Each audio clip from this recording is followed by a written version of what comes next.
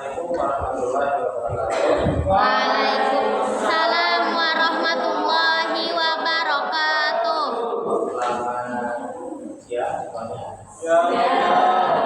Sebelum memulai perkuliahan ekonomi kita kedua, mari kita berdoa agama dan yang masing-masing berdoa dimulai.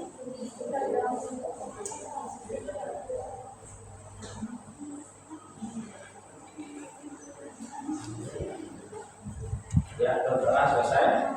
Baiklah, hari ini hari Selasa 7 Oktober 2025, kelompok 2 yang terdiri dari Rolita dan Farida Amalia. Kelompok 2 akan mempresentasikan terkait dengan materi model regresi berganda data cross section. Kepada kelompok 2, waktu dan tempat dipersilakan. Assalamualaikum warahmatullahi wabarakatuh. Waalaikumsalam warahmatullahi wabarakatuh. Selamat siang semuanya. Kepada yang terhormat Bapak Dr. Insinyur Satria Al-Sadiq selaku dosen pengampu mata kuliah ini dan teman-teman yang berbahagia. Sebelumnya perkenalkan nama saya Rolita. Di sini saya bertugas sebagai moderator sekaligus pemateri dengan rekan saya yaitu Saya Farida Amalia dengan NIM 2301010101. Di sini kami akan mempresentasikan tentang model regresi berganda pada data cross section. Sebelum memulai presentasi pada siang hari ini, izinkan saya membacakan rangkaian acara kita pada siang hari ini. Yang pertama pembukaan, yang kedua penyajian materi, yang ketiga sesi tanya jawab, dan yang keempat masukan dari dosen pengampu mata kuliah kita yaitu Bapak sendiri. Marilah kita mulai presentasi kita pada siang hari ini dengan membaca basmalah. Selanjutnya adalah penyajian materi yang akan dimulai dengan saya sendiri. Adapun subbab tema yang akan kita bahas pada presentasi kali ini yaitu tentang data cross section, definisi regresi berganda pada data cross section, tujuan dan penggunaan regresi berganda, asumsi-asumsi dalam regresi berganda, serta kelebihan dan keterbatasan regresi berganda pada data cross section. Yang pertama yaitu data cross section. Apa itu data cross section? Seperti yang kita semua ketahui bahwa data terbagi menjadi 3. Yang pertama data time series, yang kedua data cross section, dan yang ketiga adalah panel data. Untuk data time series sendiri sudah dijelaskan oleh kelompok pertama kemarin. Untuk data time series akan dijelaskan oleh kami. Adapun panel data yaitu gabungan antara data cross section dan data time series. Untuk data cross section sendiri adalah jenis data yang diperoleh pada satu waktu tertentu dari berbagai objek atau unit yang berbeda seperti individu, perusahaan, atau negara. Berbeda dengan data time series yang diambil pada rentang waktu atau periode tertentu yaitu 5 tahun. Kalau data cross section ini hanya diambil dalam satu waktu atau satu periode. Yang membedakannya dengan data time series selain dari waktu pengambilannya tadi, yaitu juga dari objeknya. Kalau data time series objeknya hanya ada satu, sedangkan kalau untuk data cross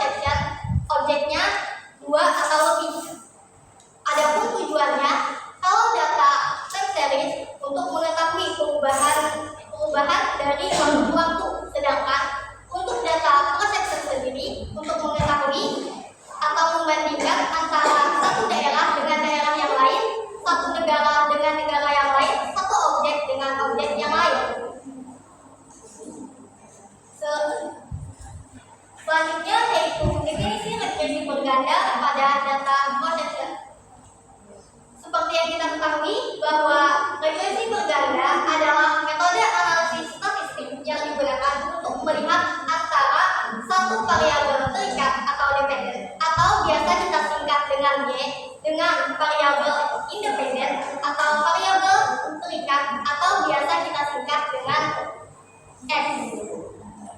Untuk X-nya sendiri atau variabel bebasnya biasanya untuk regresi berganda ini ada 2 atau lebih. Misalnya X1 dan X2. Berbeda dengan regresi sederhana yang hanya memiliki satu variabel independen atau X.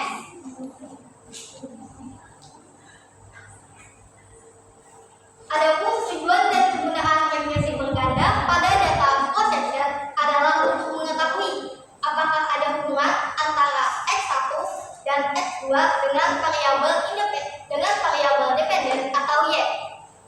Untuk kegunaannya sendiri ada 3. Yang pertama, menganalisis hubungan antar variabel. Yang kedua, mengidentifikasi faktor-faktor yang mempengaruhi. Dan yang ketiga, membuat prediksi. Untuk kegunaan yang pertama, yaitu menganalisis hubungan antar variabel, yaitu apakah variabel X1 dan X2 itu mempunyai pengaruh terhadap Y ataukah tidak. Yang kedua yaitu mengidentifikasi faktor-faktor yang mempengaruhi. Seperti tadi, apakah itu berpengaruh atau tidak, dan juga apakah itu pengaruhnya signifikan atau tidak berpengaruh. Selanjutnya, membuat prediksi. Dengan adanya data terdahulu nih, misalnya yang mau kita ambil itu data kemiskinan daerah Banjarmasin, Banjarbaru, dan Martapura pada 2025. Dengan adanya data cross-section ini, tahunnya tadi misalnya tahun 2024. Dengan adanya data cross-section ini, kita bisa memprediksi nih untuk tahun 2025 dan 2026 tingkat kemiskinannya berapa dengan faktor-faktor yang apakah sama atau tidak. Dengan kita identifikasi apakah faktor ini masih terjadi atau tidak, dan apakah ada penanggulangan dalam kemiskinan tersebut. Jika ada penanggulangan, maka kemungkinan data kemiskinannya akan menurun. Tapi jika tidak ada penanggulangan, maka data kemiskinannya mungkin akan tetap atau meningkat. Sekian presentasi dari saya. Selanjutnya akan dijelaskan oleh rekan saya, yaitu Farida Amelia. Pada Farida Amelia, siap. Baik, izin melanjutkan. Yang selanjutnya ada asumsi dalam regresi berganda. Itu ada 5. Yang pertama, asumsi normalitas residual. Yang kedua, asumsi homoskedastisitas. Yang ketiga, asumsi non-autokorelasi. Yang keempat, asumsi non-multikularitas. Yang kelima, asumsi linearitas. Memenuhi asumsi dalam regresi berganda ini penting karena pelanggaran terhadap salah satu asumsi dapat menyebabkan hasil estimasi koefisien menjadi tidak valid, bias, serta mengakibatkan uji statistik yang dilakukan menjadi tidak akurat. Yang pertama ada asumsi normalitas residual. Asumsi ini membahas tentang residual, yaitu selisih nilai antara yang sebenarnya terjadi dengan nilai yang diprediksi oleh model regresi. Nah, asumsi normalitas ini menyatakan bahwa residual harus menyebar secara normal atau harus berdistribusi normal. Jika residual tidak berdistribusi normal, maka hasilnya menjadi tidak valid.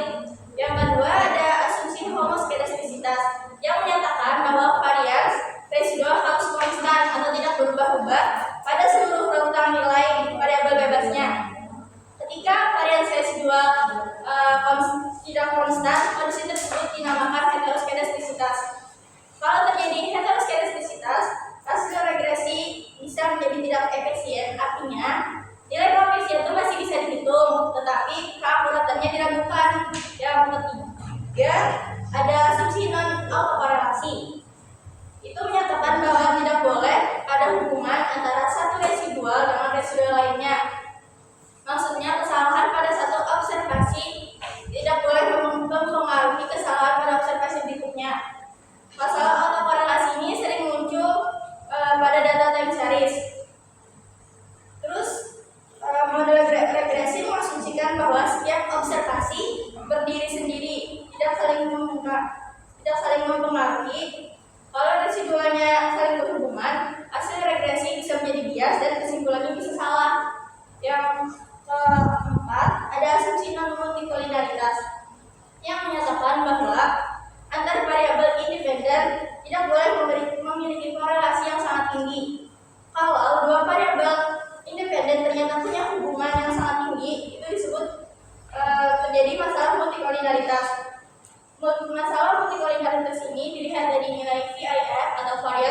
9 faktor. Jika nilai VF-nya kurang dari 1 dan lebih dari 10, maka terjadi masalah multikolinialitas. Yang selanjutnya ada asumsi linearitas, yang menyatakan bahwa hubungan antara variabel bebas dan variabel terikat harus berbentuk garis lurus atau linear, yang artinya itu perubahan kecil pada variabel bebas menghasilkan perubahan yang sebanding dengan variabel terikatnya. Jika hubungan antara kedua variabel tersebut tidak linear, maka penggunaan model regresi linear menjadi tidak tepat dan hasil analisis bisa menyesatkan atau tidak valid. Yang selanjutnya ada kelebihan regresi berganda pada data projection. Yang pertama, dapat menganalisis hubungan antara satu variabel dependen dengan beberapa variabel independen secara bersamaan dalam satu periode waktu tertentu. Hal ini itu bermanfaat untuk memahami bagaimana berbagai variabel saling berinteraksi dan bersama-sama saling mempengaruhi. Misalnya, kita ingin mengetahui faktor apa saja yang mempengaruhi tingkat konsumsi masyarakat. Nah, kita kan tahu itu sebenarnya bukan hanya pendapatan, tetapi ada juga faktor yang lain, pendidikan, umur, anggota keluarga, dan lain-lain. Dengan regresi berganda, semua faktor itu bisa dimasukkan secara bersamaan dalam satu model. Yang kedua, mampu membuat prediksi yang akurat mengenai nilai variabel dependen berdasarkan kombinasi nilai dari variabel-variabel independen. Karena regresi berganda ini mempertimbangkan lebih banyak variabel, hasil prediksinya biasanya lebih mendekati kenyataan dibandingkan regresi sederhana. Misalnya, kita ingin mengetahui memprediksi pengeluaran bulanan seseorang. Kalau kita hanya menggunakan variabel pendapatan, hasilnya mungkin kurang akurat. Tapi kalau kita tambahkan variabel lain, misalnya usia, jumlah tanggungan, dan tingkat pendidikan, modelnya akan menghasilkan prediksi yang lebih akurat dan realistis. Yang selanjutnya, keterbatasan regresi berganda pada data projection. Yang pertama, regresi berganda memiliki beberapa asumsi penting yang harus dipenuhi agar hasil analisis valid dan dapat diinterpretasikan dengan benar. Regresi berganda pada data projection memiliki beberapa asumsi penting yang harus dipenuhi supaya hasilnya bisa dapat dipercaya. Antara lain, homoskedastisitas dan tidak adanya multikolinialitas antar variabel independen. Apabila asumsi-asumsi ini tidak terpenuhi, hasil analisis bisa menjadi kurang valid atau kurang akurat. Oleh karena itu, sebelum melanjutkan ke tahap analisis dan menarik kesimpulan, peneliti harus mengecek dulu semua asumsi ini supaya model yang digunakan benar-benar memenuhi standar dan hasilnya bisa dapat dipercaya. Yang kedua, regresi berganda dapat menjadi tidak akurat jika data yang digunakan tidak lengkap. Regresi berganda juga bergantung pada kelengkapan dan keakuratan data yang digunakan. Jika data yang diperoleh tidak lengkap atau ada yang salah input, maka hasil regresi berpotensi menjadi bias atau tidak mencerminkan kondisi yang sebenarnya. Misalnya, kita mau menganalisis pengaruh pendapatan, pendidikan, dan umur terhadap tingkat konsumsi, tapi data umur responden ada yang kosong atau ada yang salah input. Kalau tetap diproses, hasil analisisnya bisa menyimpang jauh dari kondisi yang sebenarnya. Untuk itu, penting bagi peneliti melakukan proses pengumpulan dan pengolahan data dengan teliti agar data yang digunakan benar-benar valid dan bisa dijadikan dasar keputusan yang kuat. Sekian dari saya kembalikan kepada moderator. Baik, selanjutnya adalah sesi tanya jawab. Silakan yang mau bertanya bisa angkat tangan, sebutkan nama, NIM, serta pertanyaannya.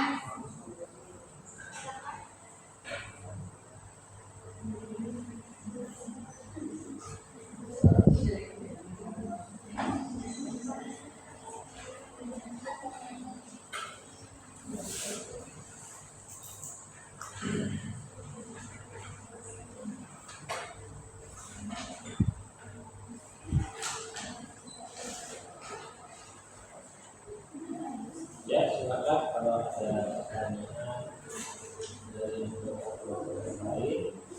Ini Bapak sambil menyisikan presensi kemudian dijelaskan. Tadinya ada yang sakit atau tidak masuk? Ada. Silakan dapat dicek dulu siapa saja yang sakit atau tidak masuk.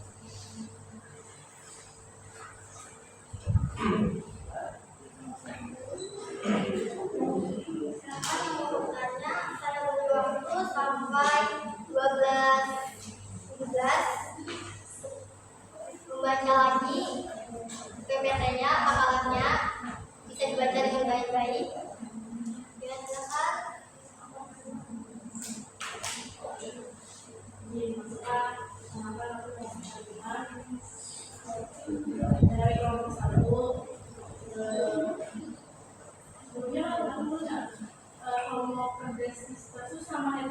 bersifat sama. Itu yang umumnya dulu. Sama.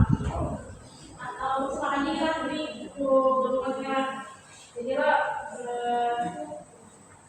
dalam penelitian regresi berganda ada ini dijelaskan harus ada uji asumsi normalitas, uji homosegasitas dan lain-lain.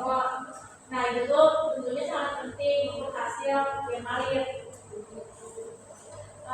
Namun kan sama yang kayak Anda jelaskan tadi, terkadang zat batu ada yang tidak memenuhi asumsi klasiknya, kayak biayanya tuh kurang dari 1 atau lebih dari 10. Nah jadi untuk pertanyaannya tuh sejauh mana sih pelanggaran terhadap asumsi klasik ini dapat mempengaruhi keakuratan hasilnya tuh, terus langkah apa yang kira-kira dilakukan peneliti agar hasil analisis tetap dapat dipercaya. Sama pertanyaan ketiga itu apa bedanya homogesitas sama heterositas?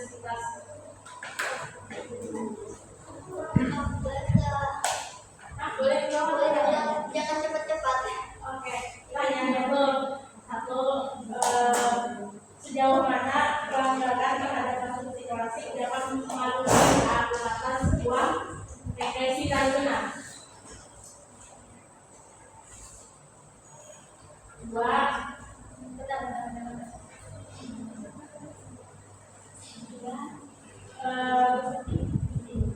langkah apa nih yang sebaiknya dilakukan oleh peneliti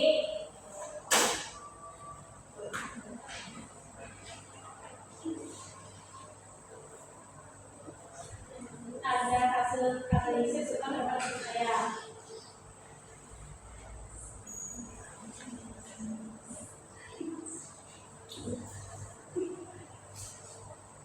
Terus yang ketiga itu ya, yang ketiga, apakah sama homogesitas sama heterositas? Kasih.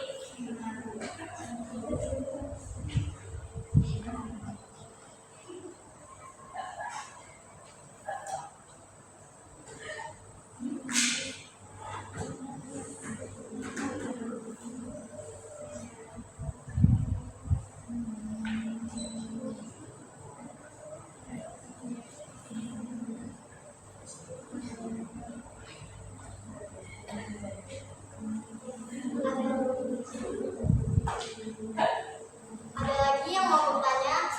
Saya Mungkin satu seksi 3 dulu, nanti seksi kedua 3 lagi. Karena waktu itu pertanyaan.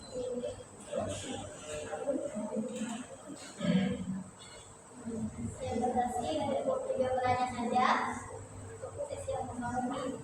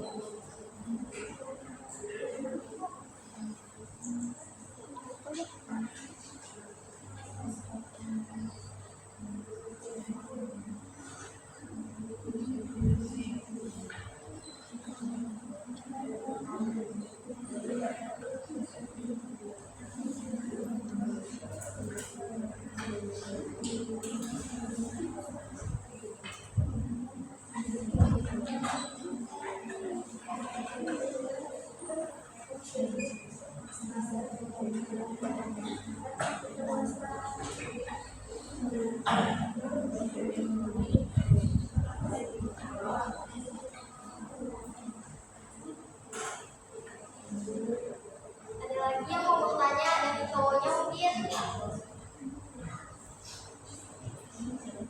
Adil?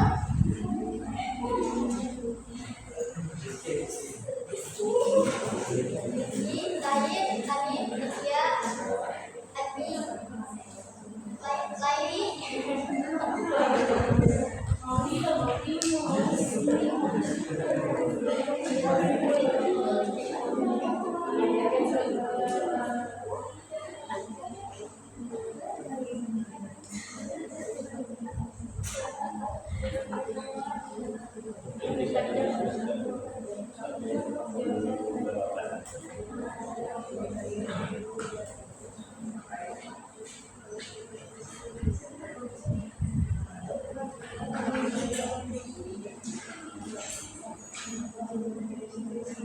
Oh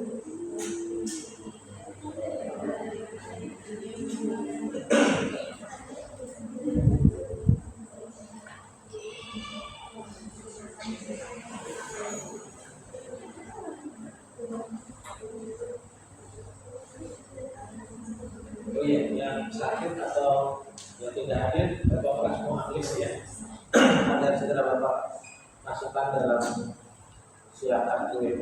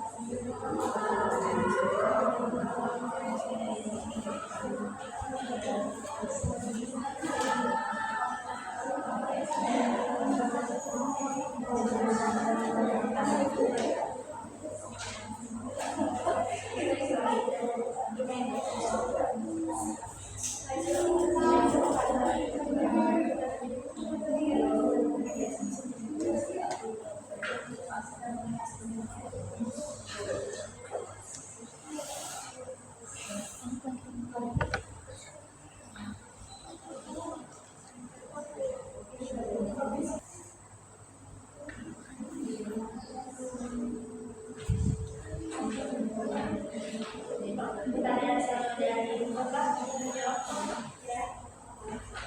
Jadi setelah mengikuti diskusi sejauh mana pelanggaran asumsi tadi kan pertanyaannya sejauh mana pelanggaran asumsi klasik bisa mempengaruhi keakuratan regresi.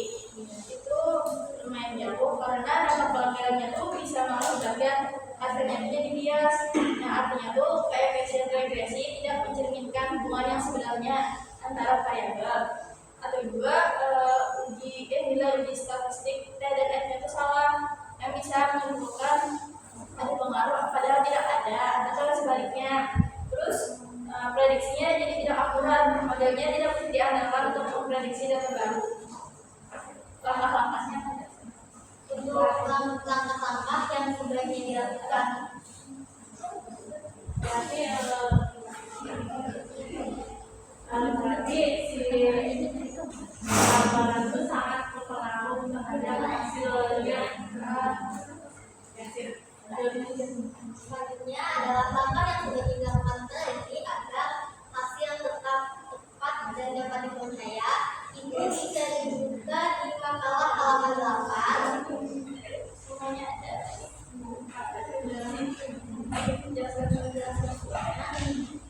Nah itu di bagian D yang asumsi dalam regresi berganda itu di bagian B bagian bawah. Ya. Nah di sana kan ada tentang implikasi pelanggaran. Di sana tuh dijelaskan bahwa ada cara mengatasinya apabila residual tidak berkontribusi normal maka estimasi efisiensi regresi sebenarnya tetap tidak bias, namun hasil tersebut menjadi tidak baik. Dalam kondisi demikian, peneliti dapat mempertimbangkan untuk melakukan transformasi data atau menggunakan metode regresi non parametrik agar hasil analisis tetap dapat diandalkan. Nah yang kedua itu ada juga di bagian 2, kalau misalnya mengandung asumsi kinetisitas, maka untuk mengatasinya peneliti dapat melakukan transformasi terhadap variabel yang bersangkutan atau menggunakan metode regresi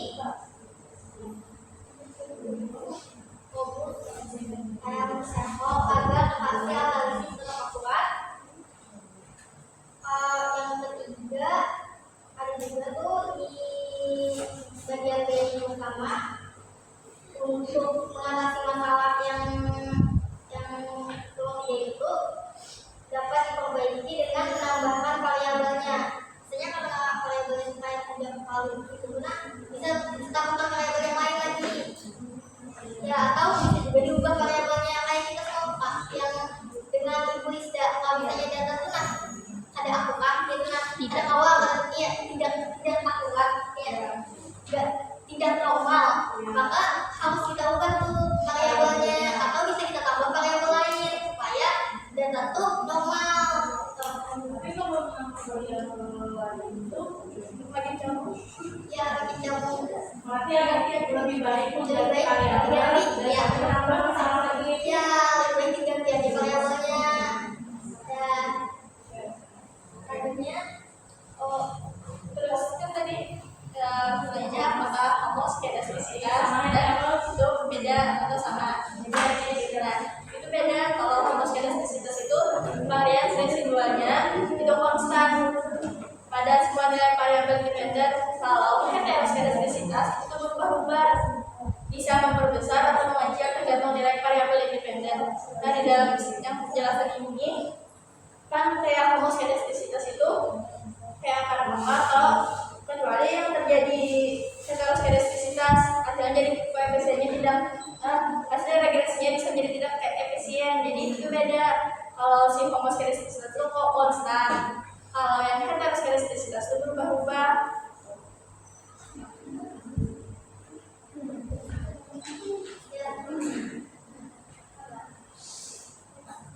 ini tuh homo itu kan kayak sama gitu lah, kemudian sama, sedangkan heteroskedasitas itu heteroskedasitas kayak heterogen gitu. Nah heterogen tuh kayak berubah berbeda-beda kan. Nah itu nanti di situ aja, jadi dari situ aja dijelas kalau itu tuh berbeda.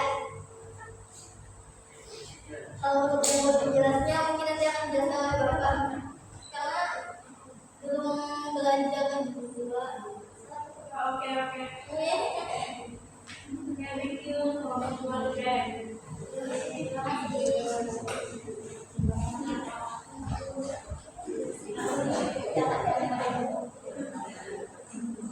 Apakah masih ada yang mau bertanya?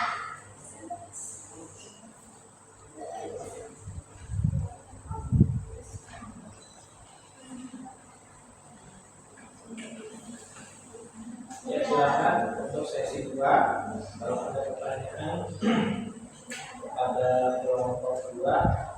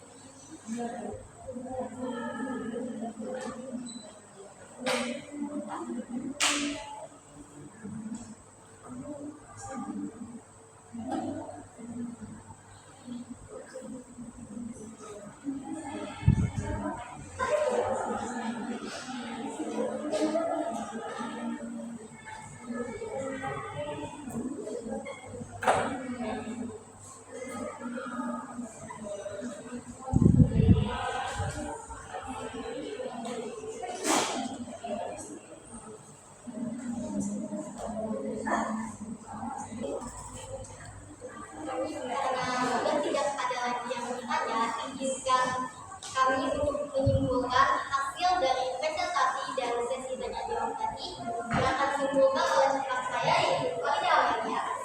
Jadi kesimpulan presentasi kami pada hari ini itu data projection merupakan jenis data yang dikumpulkan pada penelitian waktu dari berbagai aspek seperti individu, rumah tangga, dan perusahaan. Regresi berganda berdasarkan projection digunakan untuk menganalisis hubungan antara satu variabel dependen dengan beberapa variabel independen pada satu waktu. Dalam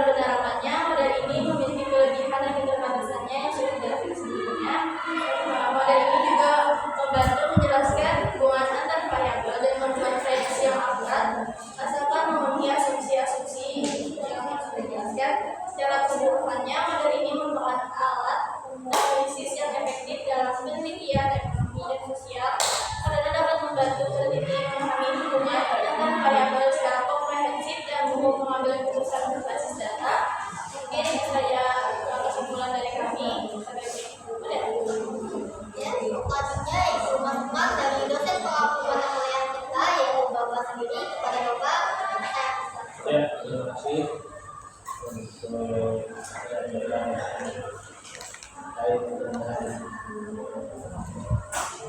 hetero ya, hetero, homo,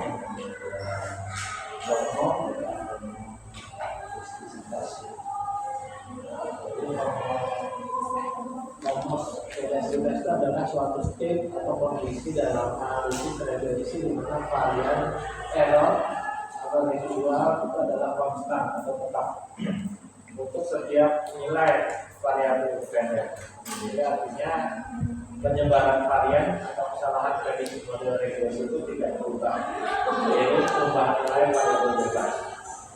Nah itu lawannya adalah hetero ya, heterositas. Jika varian error tidak konstan atau tidak tetap pada pola tertentu, besar maka error atau kesalahan yang besar maka terjadilah heterositas yang membuat hasil uji regresi yang tidak valid atau biasa.